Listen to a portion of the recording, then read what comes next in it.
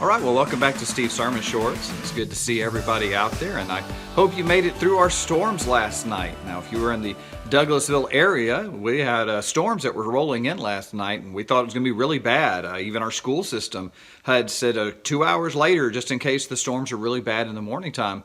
But of course, last night, it seems like really nothing really happened that much, which we're thankful for because we know the springtime in Georgia, we're probably going to have some heavy storms. And we know this is just the potential first one of many that'll probably roll through here in the next couple of months.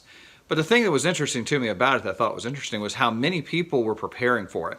Like I said, we had our school system who said, 2 hours later we're going to start, and that way the kids won't have any trouble getting to school if the storms are going in the morning.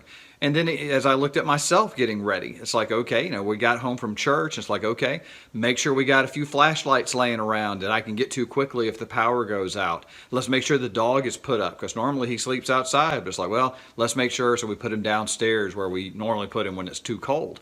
So it's like we were making all these preparations for just in case it was going to storm. Now, thankfully, again, it didn't really storm that bad. So there was nothing going on. But the thing I ask is, are you prepared for Jesus' return?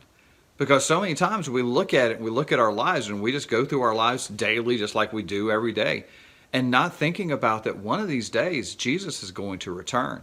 In Matthew 24:44, it says this, "Therefore you must also be ready, for the Son of Man is coming at an hour you do not expect."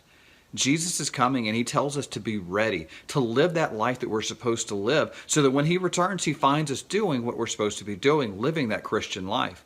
Well, some of you may say, well, I don't know if he's going to return in my life, and no man knows when Jesus is going to return.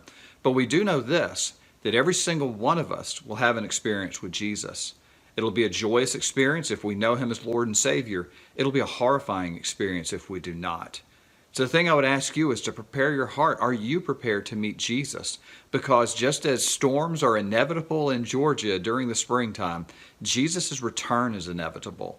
Either he will come back for the whole world, or he'll just come for you one day.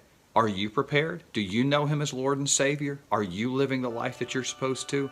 Be prepared for when Jesus returns. He'll find you doing what you're supposed to do, being a child of God, being a Christian who he comes and takes you home. All right? Hope y'all have a good week. Y'all stay safe out there and avoid those storms, and we'll see you next week.